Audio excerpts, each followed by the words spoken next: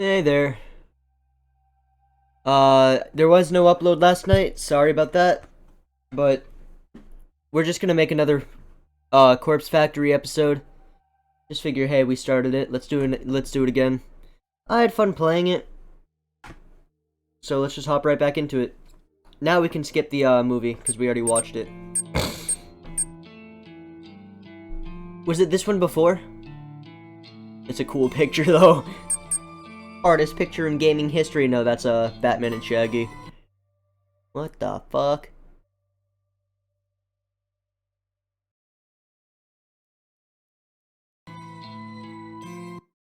I'm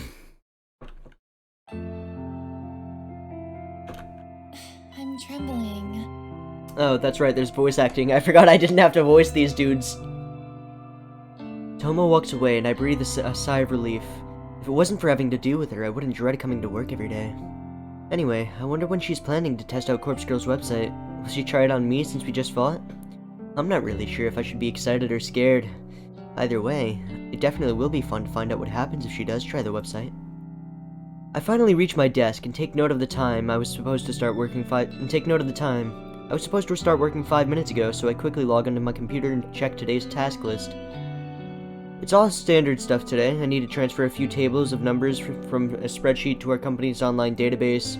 When I'm done, I have to run it by a few other people and then commit the changes to the server. The work is all dull and repetitive, but my salary isn't bad. On the plus side, I get to wear headphones and listen to music while I work. Fuck yeah. I hate jobs that don't let you do that. I currently work at McDonald's and I'm not allowed to wear headphones. But, I don't have AirPods. I think AirPods are fucking ass. I don't like them.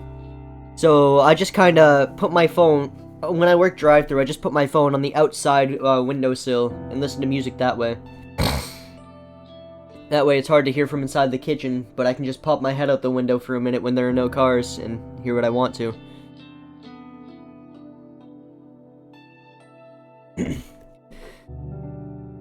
I dip into my handbag and retrieve my headphones, my phone, and my can of milk coffee, and a handful of breath mints. I lay them all out on my desk neatly. I slip my headphones on, plug them into my phone, and hit play on my work playlist.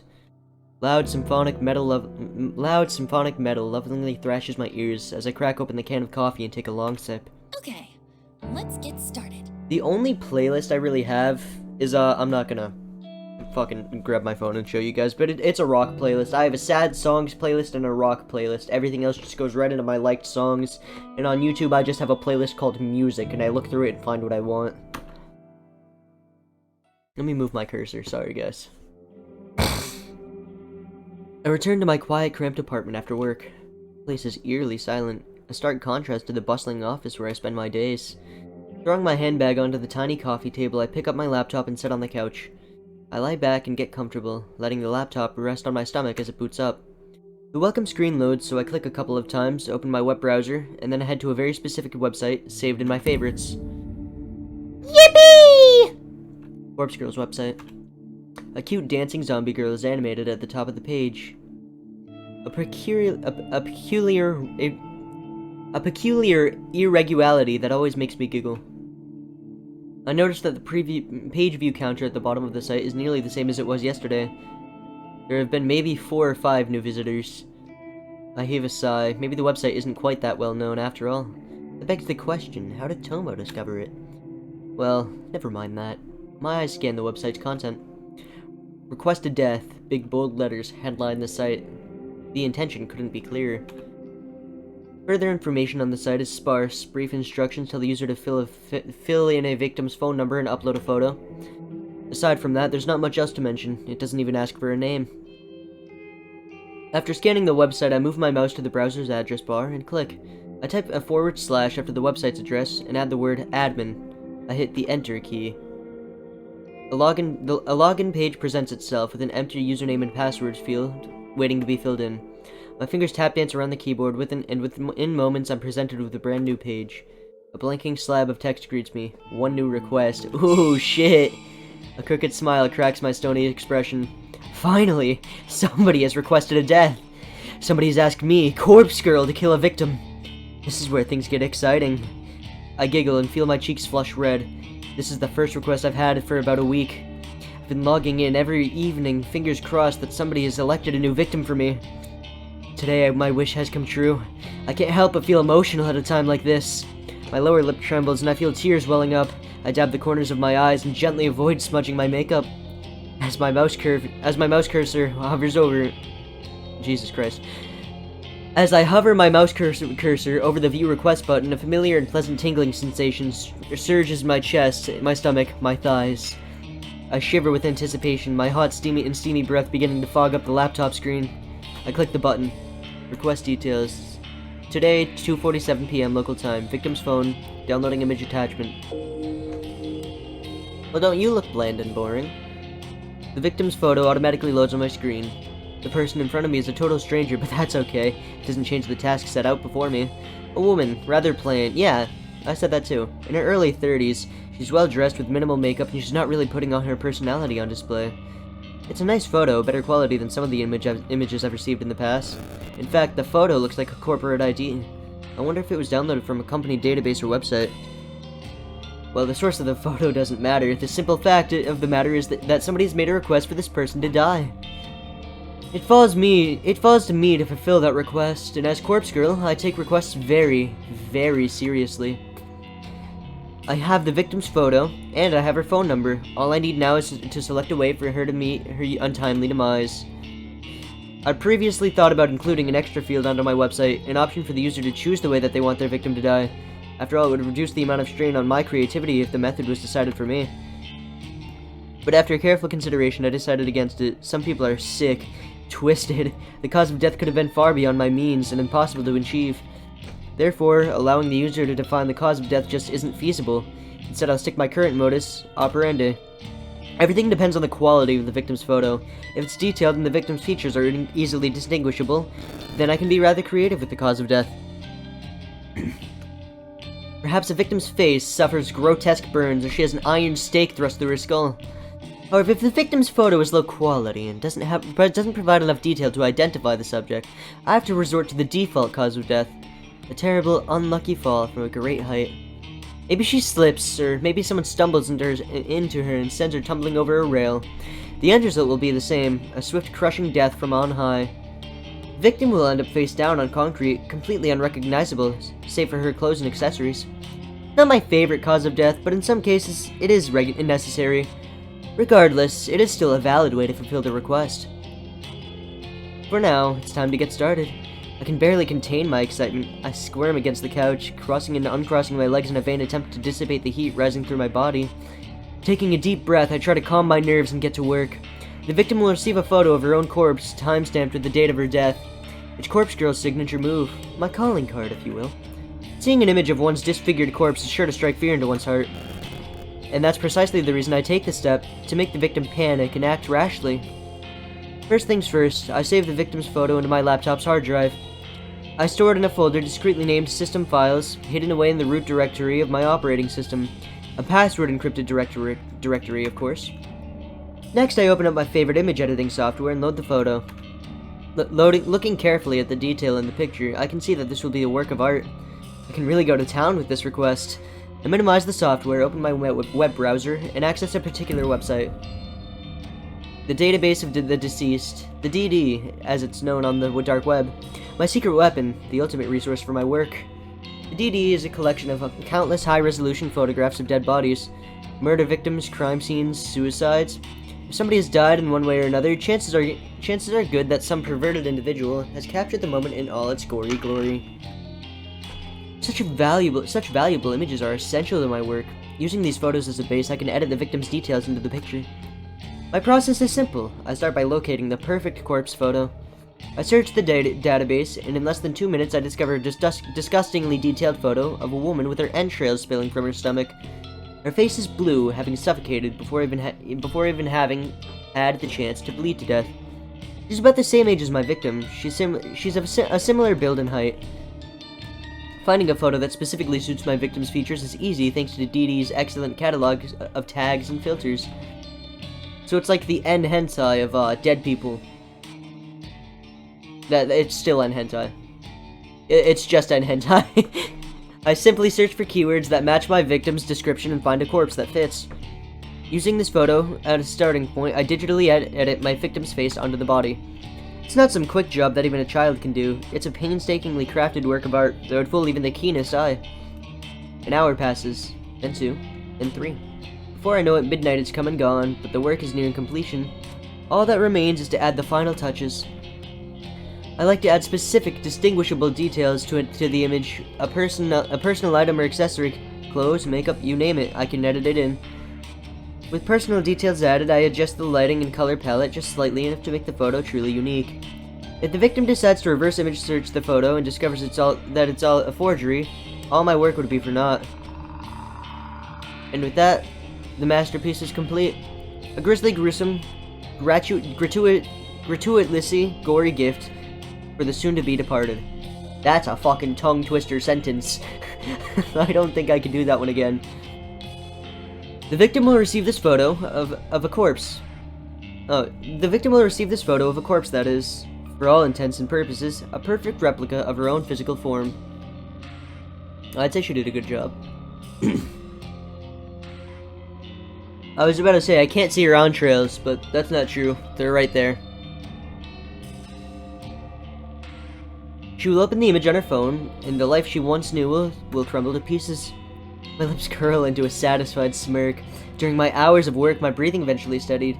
My excited nerves settled into a zen-like calm.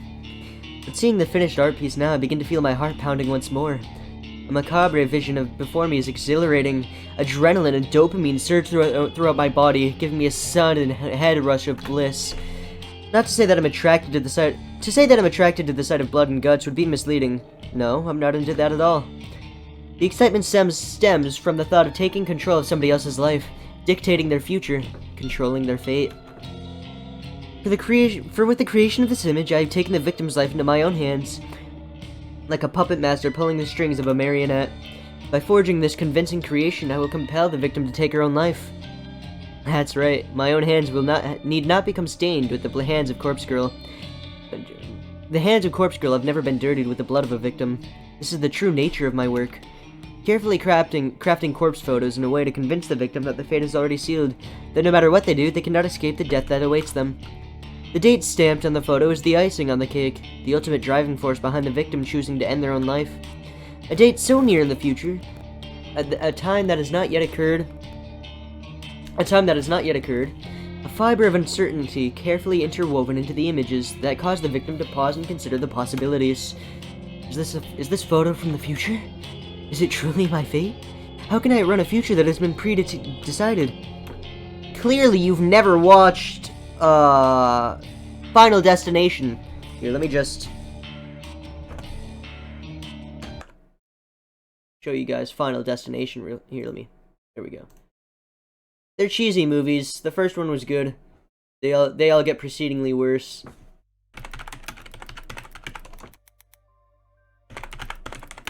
Final Destination. It's a good movie. They're all okay. They're all cheesy. They're just fun. Fun to watch, fun to make fun of. You know the drill.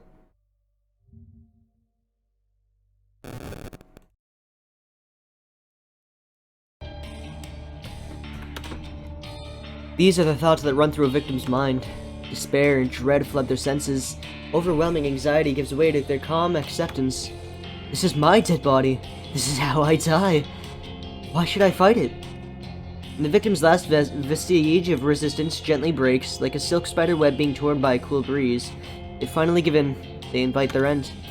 This is the way it will go down for this woman. This complete and total stranger. I'm confident, certain, convinced.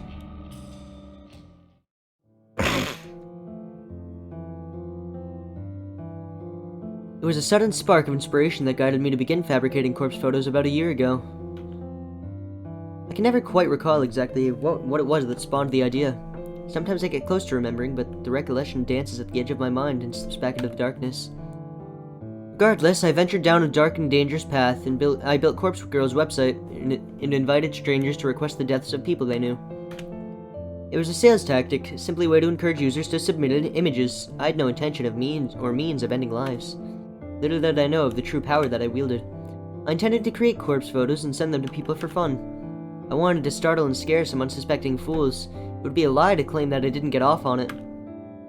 The thought of people shrieking in fear at the sight of their own corpse was more than delicious. It sautéed my budding lust. Sautéed would be spelled with 2 T's, but I don't know what that word is, so we're just gonna go with it. It sautéed my budding lust. It filled a dark hole in the depths of my soul and gave me purpose. Never in a million years did I dream that one of my corpse photos would result in the death of another human being.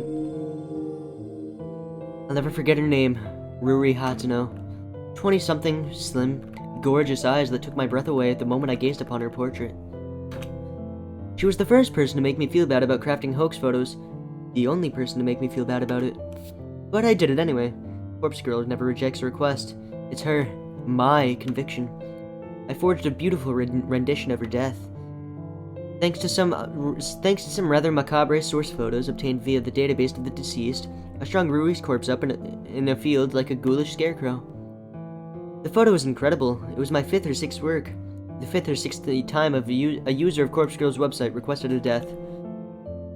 Ruri Hatano died just hours after receiving the photo. I don't know why. I don't know if she killed herself or if someone murdered her, but I know one thing. Ruri Hatano's body, her real body, was found in a field hanging like a scarecrow surrounded by crows.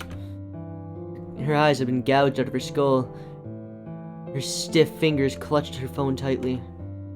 According to the news report, her phone displayed a familiar image, the very image I created of her corpse. When I first learned of Ruri's death, I was overcome with varying emotions. I felt sick, elated, disgusted, overjoyed, depressed, aroused. Had I somehow caused her death? Was Corpse Girl responsible for taking a life? Even though my hands weren't stained with blood, I still felt responsible. A lurid truth descended upon me at that moment. Corpse Girl held the power to end lives, and the more I dwelled on that fact, the more obvious it became to me. I began to feel that power pulsing through my veins, thrumming in my blood as my heart pumped and pounded within my chest. I can't explain how the power works, and I don't know why I have it. But somehow, the corpse photos I create can compel a victim to end their own life, or compel someone else to end it for them. Ruri died the way that I envisioned. Her dead body matched the fake corpse photo I painstakingly crafted, and I didn't even have to leave the safety and comfort of my own apartment to ensure her death. Corpse Girl's power is real, extraordinary, and I vow to exercise the power as frequently as possible. Ruri Hatano died last year. Since then, I've been chasing that rush, that thrill that comes with snuffing out a soul. It wasn't hard to grow the popularity of Corpse Girl's website after that incident. Particularly dark corners of the internet gobbled up the news with enthusiasm. The site saw an influx of new visitors, and on a few occasions, I even overheard people in the real world whispering about the mysterious website that lets you request a death. I've crafted corpse photos for dozens of requests. Each photo is more convincing and realistic than the last, thanks to my ever-evolving skills. But none of my recent attempts have been successful. Not a single person has dropped dead since Ruri Hatano. Beginning to wonder if Corpse Girl's power has fizzled out. Or perhaps I never had any power to begin with. Maybe Ruri's death was simply a fluke, a morbid coincidence. I've spent countless hours doubting myself, doubting Corpse Girl. I've tried so hard to replicate that one success. Every time I receive a request, I do the same thing as I did in Ruri Hatano's case. I edit the photo of the victim, I create a convincing corpse photo, and I timestamp it with the time of death. I send that photo to the victim and leave the rest up to fate. But nothing ever comes of it. I'm not so delusional to think that in normal circumstances, a simple photo would be enough to kill someone, for someone to kill themselves. Even if that photo fell into someone else's hands, it wouldn't inspire them to go out and kill the victim. Of course not. However, there are no ordinary circumstances. These are no ordinary circumstances. I once activated a power beyond the ken of mortal men. I caused Ruri Hatano to die by her own hand, or by the hand of another. I need to find a way to manifest my power once more, to prove that I, Corpse Girl, have the power of death and destruction at my fingertips. Once a new victim perishes, I know it will pave the way to more and more deaths. My website will gain popularity and become more than just an urban myth. People will live their lives in fear, forever wondering if Corpse Girl is lurking behind the next text message they receive. Yes, I can see the future. I crave so clearly in my mind. close to achieving my goal. I know I am. When my dream comes true, I can finally...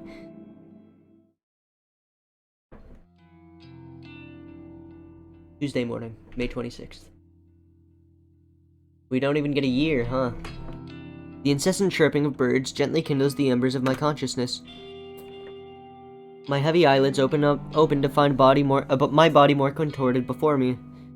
Legs splayed across the couch in the most uncomfortable position I can imagine. I groan and twist my torso, letting my spine pop and crack until the aches of my body drift away. I need to stop falling asleep on the couch. I'm still young, but I can't handle a night away from my comfortable bed. Alright, so I'm just about to guess the year this is taking place in. There are flat screen TVs. We saw a Wii earlier in the last episode, so that means it's a little...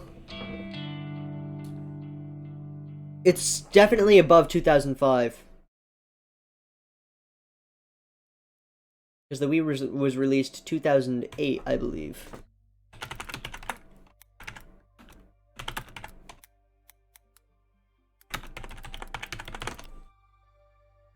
...2012, I was way off. No, not the Wii U, the Wii. 2006. Okay, I wasn't as off as I thought. I was born in 2005, so... This is just a year older than I am. This is an interesting one.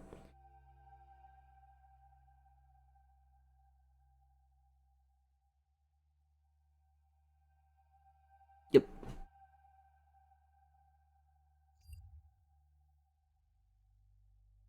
Anyways, let's hop back into... Here, let me fix my camera. I'm sitting back here, so... That's better.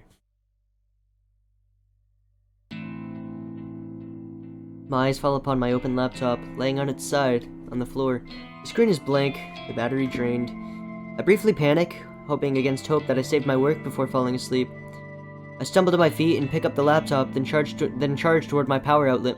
I plug in and boot up, revitalizing the mechanical beast, and feeling a wave of relief as the whirring of the internal fans signify the breath of life. The screen flickers and bathes my eyes in a harsh light. My eyes squint against the whale, and I make out the image before me. The mutilated corpse of my last victim. Perfection in picture form. The timestamp in the lower corner reads May 27th, 11:07 a.m., tomorrow's date. The photo is ready to be sent out. If I send it now, the victim will receive it immediately. Notice the date and realize that her death is imminent. It's time to set the wheels of demise in motion. Leaving my laptop at the outlet, I quickly dart into the kitchen. Well, to call it a kitchen is misleading. It's simply a tiled area connecting my living space with a small refrigerator, microwave oven, and a single hot plate. A small stack of drawers is nestled next to the fridge, and I pull open the second drawer from the top. Plunging my hand inside is always an odd sensation. My fingers get buried underneath a dozen cheap plastic flip phones. I grasp one of the phones between my thumb and forefinger and remove it from the drawer. It's a scratched up pink model from 2010 or so. Okay, so this is definitely past 2010, so my previous estimate of past 2005 is correct. A relic from a time not all that long ago, but that may as well be forgotten. So is this like taking... It probably says like fucking 2022 or 2023 on the fucking Steam page, and I missed it. I flip the screen up and hope and turn the device on, relieved to see that the artifact still holds power. To be fair, I charged up all of these phones just a few weeks ago, but the fact that they retain a charge after being inactive for so long is a testament to their engineering. In any shady line of work, these kinds of phones are referred to as burners, cheap disposable devices that are discarded as soon as their purpose is fulfilled. I require them by rather unsavory means, but that's neither here nor there. I use these phones to send out photos I make. By doing this, I avoid using my personal phone, and thus prevent anything from being traced back to me. When a photo has been sent, I keep the burner phone for 24 hours, just in case the victim sends a reply. I know I'd get a good laugh out of that. Of course, I don't keep the phone on my person. I store it in an old shed out back of my apartment building. When 24 hours have passed, I remove the phone's SIM card, snap it in half, and discard it with the combustible trash. phone itself gets smashed and trashed in the dumpsters outside a convenience store. I also delete the photos off my hard drive and clear my internet history. Obviously, I don't even use my own internet connection at home. I leech off my global neighbor's Wi-Fi. He's under the impression I can't afford my own internet connection. Whether or not I convinced him of such is irrelevant. He was happy to share his connection with me.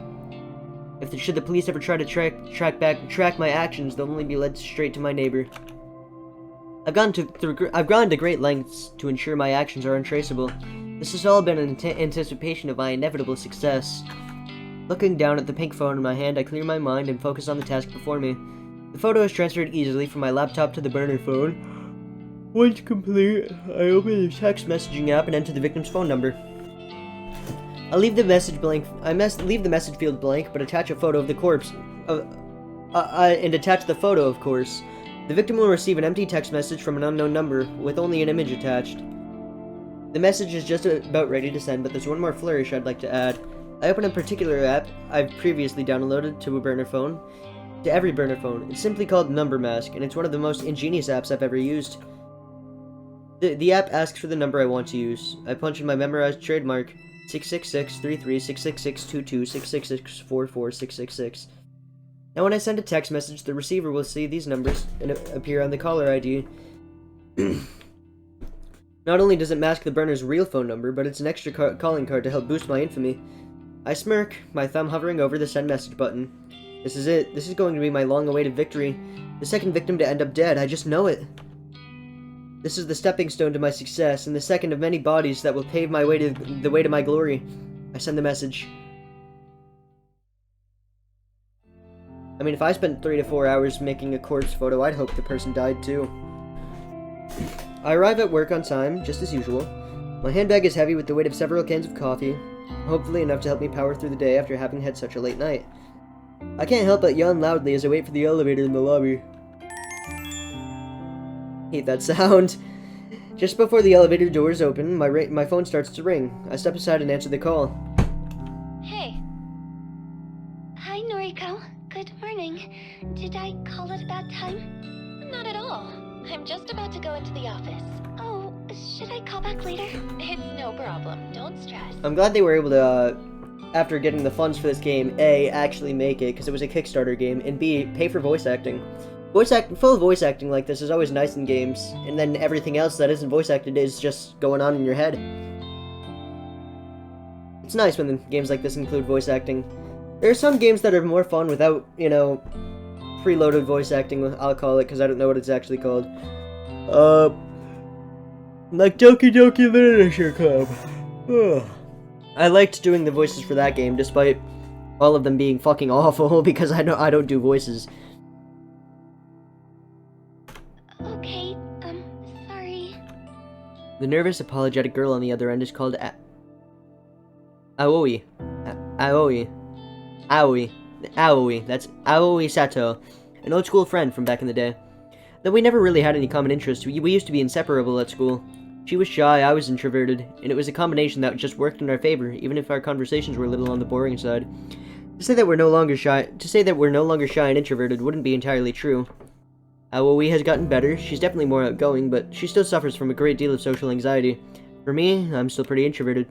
My tolerance for being around other people has improved a bit, but I do prefer solitude. And visiting places I've never been before puts me on edge. To call Aoi my best friend would be inaccurate. She's my closest confidant. Even so, she knows nothing about my part-time masquerading as Corpse Girl. No one does. I plan to keep it that way. So, Aoi, what did you want to talk about? Okay, I was right. Well, you see, that guy at work is still bothering me, and I wanted to see if you had any more advice for me. Ah, jeez. The older guy that always hits on you? Yeah. What a creep. You're 19 for Yeah, that's weird. He must be, what, 50? Yeah, that's weird. I think he's 52. You know his actual age? Well, whatever. If he's still bothering you, you have to take a stand. He's not your coworker, right? Just a regular customer? That's right. Then tell your manager. Have him banned from the venue.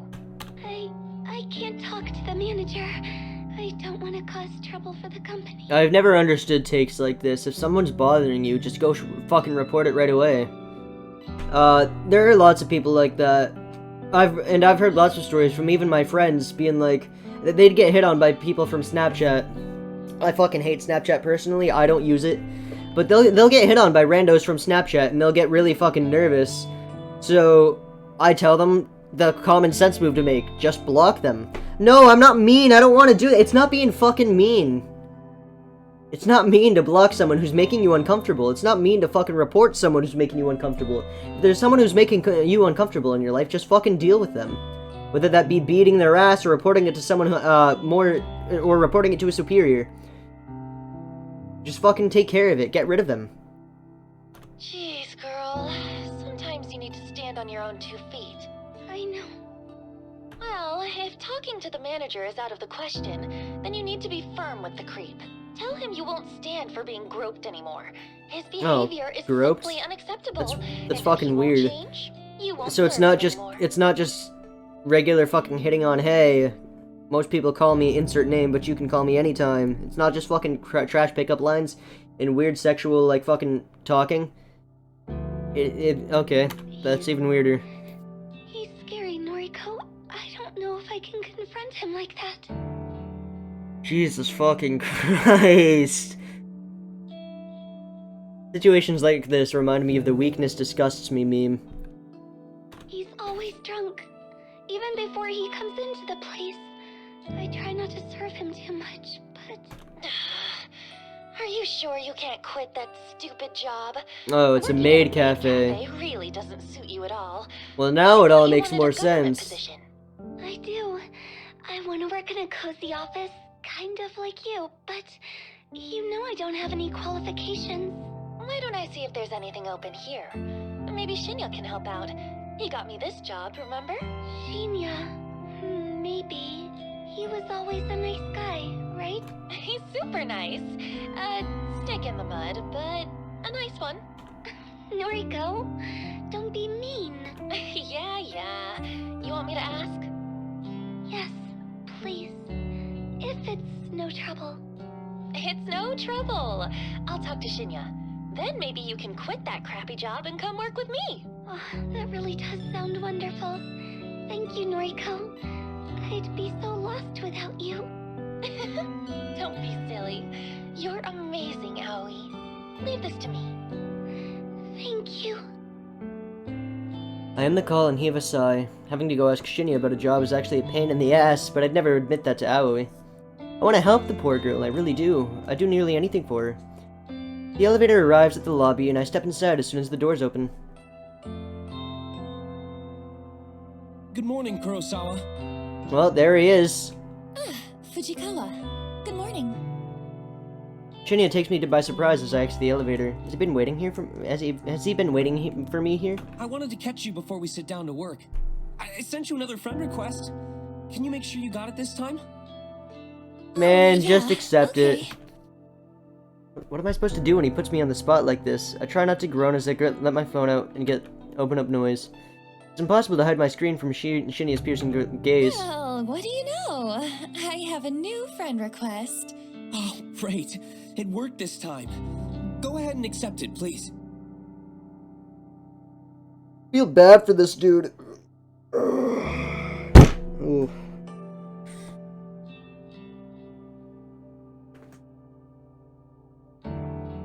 There.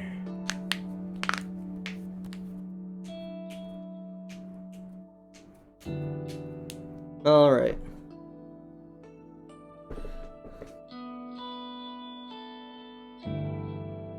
Yeah, I feel bad for that guy. He's just being led on. Not even really just led on. It's all unintentional too. Yeah, sure thing.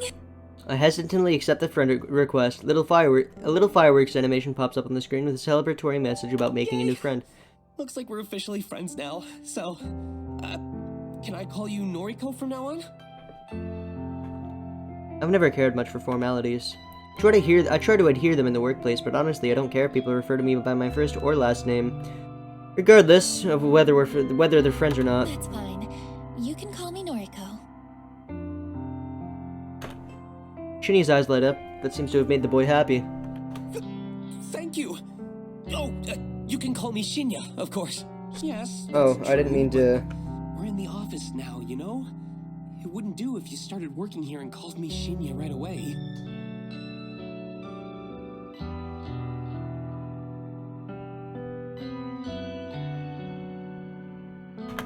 I suppose. Anyway, I'm really glad we're proper friends now, Noriko. Maybe we can get a coffee sometime. I can't help but feel he's trying to push his luck as far as it will go. Any suspicions about him having a crush on me are now confirmed.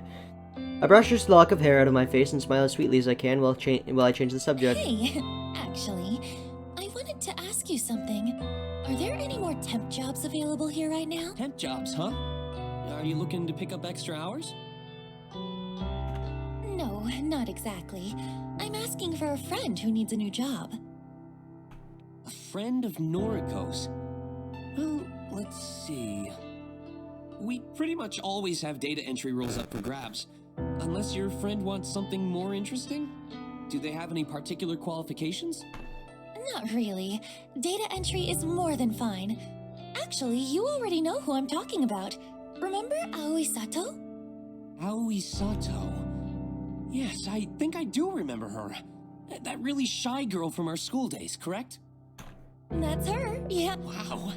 I never knew you were still in touch with school friends, Noriko. Aoi's probably the only one. We're fairly close. Is that so? As for me, I don't really have any friends from back then. Nerd. Nerd. Shinya's heartbreaking confession doesn't surprise me too much. He doesn't strike me as the type of person to have many friends at all. Sure, I'm the same, but... No, but what am I saying? We're friends now. So I guess I do keep in touch with school friends. Damn, that's actually kinda sad. I feel awful for this dude. I feel terrible. He's gonna end up dying, I'm calling it here. Yeah, I guess so. Hey, I'll ask my superior if we can get Sato an interview. Is that okay? I'd really appreciate that. Thank you, Shinya. No problem. Leave it to me. Gives me an awkward salute before skipping away. Our little exchange has obviously made him pretty happy. For some reason, something that Tomo Watanabe said pops into my head. She mentioned that I'm leading Shinya on, but that's not true, is it? I shake the thought out of my head. I'm just being nice to him. That's not wrong, is it? I take a seat at my desk and perform my morning ritual from my handbag. I retrieve my headphones, coffee, and breath mints. Computer on, music playing, coffee open. My fingers tap rhythmically against the keyboard, and I slip into the usual workday trance.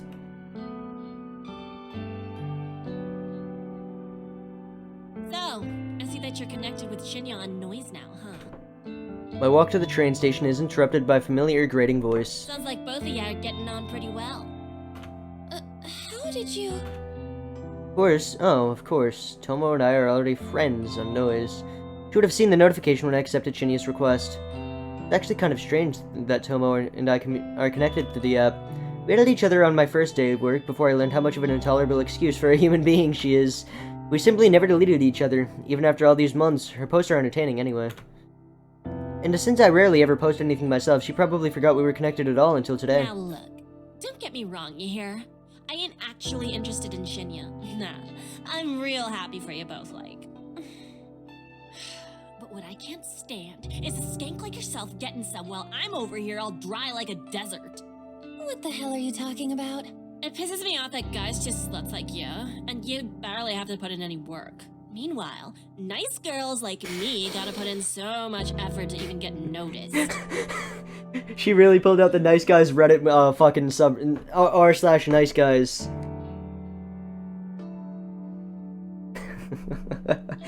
Man, that argument will never help you. You can't just. It doesn't work. I'm letting you know now. You'll never be able to go anywhere up to anyone. Be like, you get all this fucking pussy, but me, a nice guy, I get none. I have to put in so much work and I don't even get no. That'll never help you in any argument. Don't be that guy. Trust me. You think all of this is just natural? Nope. I think everyone I put knows. so much effort into how I look, you know? And guys like Shinya don't even bat an eyebrow at me. I wonder You why. mean bat an eyelid, right? Whatever, it don't matter. I'm sick of sluts like you getting everything for nothing. Look, let me be honest with you. I'm not interested in Shinya, and I'm not trying to be with him. I don't chase guys, and it's pretty rare that they chase me. You've got me all wrong. Like I'd believe you. Do you spend your time chasing chicks then? That'd be pretty hot. That's not your business. But you don't have to worry about me pursuing Shinya. Tell you what, any guy at the office is all yours, okay? I'm not interested. Oh, is that how it's gonna be, slut? You think no one is good enough for you, but they're good enough for me? That's not what she Just said. like all the other girls. You think I'm worth being pitied? You think I need it? Well, I don't want your pity. You're nothing but a fake skank. Tomo pushes forward, her bulk forcing me off the sidewalk and into the thickest trees bordering the path. The burning slap across my face comes from out of nowhere. I'm blinded by white stars, my entire face feels like it's on fire. The strike is hard, sharp, vicious, and it happens so suddenly that I'm having difficulty processing it. I stumble, but my legs don't quite give out. My mind races trying to put together what just happened. Tomo hit me? Why? Why did she hit me?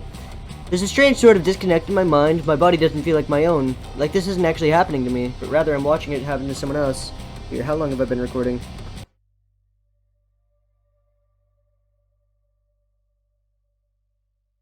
"41 minutes. Okay, not nearly as long as I thought. Alright, so I'll be right back. I'm gonna go to the convenience store. So I'm just gonna stop recording here so I don't actually have to edit this out and just stitch the two recordings together. So I'll be back. And just like that, thanks to the power of editing, I'm back.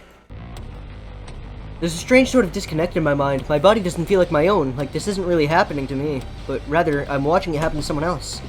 Time seems to slow down and speed up all at once. The slap replays twice in my mind before Tomo's hand even leaves my face. I catch a glimpse of her furious expression, red and strained and overcome with anger. I hate you. I hate everyone like you. Don't pity me. The second strike connects with my chin and I flinch, my entire body paralyzed with pain. Come on, it's just a slap. She hit me again? Stop! I hate you. I hate you. Tomo has lost it. She's absolutely furious and I can't figure out what I did wrong. The third attack is a curled fist aimed straight at my stomach. Through sheer luck or complete accident, I tumble backward, narrowly avoiding the punch and instead landing on my rear. The pavement is rough and hard, but I'm sure it feels a lot better than taking a fist in the gut. Tomo screams and rushes at me, but I scramble to my feet and grab her by the wrists.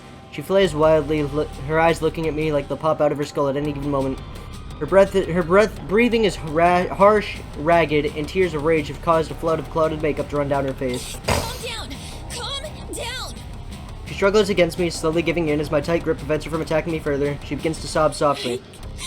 I hate you! I hate everything about you! I'm sorry, I get bitches and you don't!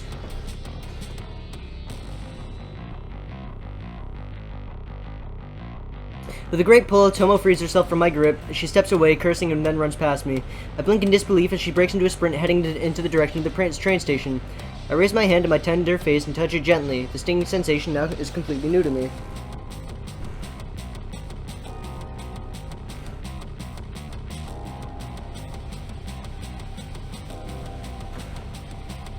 Never before have I been attacked like that. What the hell was all that about? Because you get bitches, and she doesn't. I can't believe she hit me.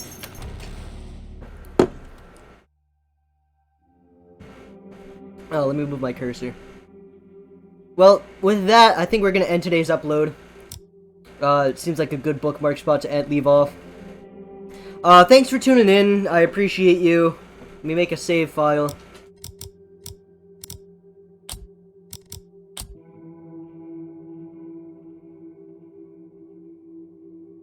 Now it's at 4. So, I appreciate you for stopping by, and that's about it. See ya.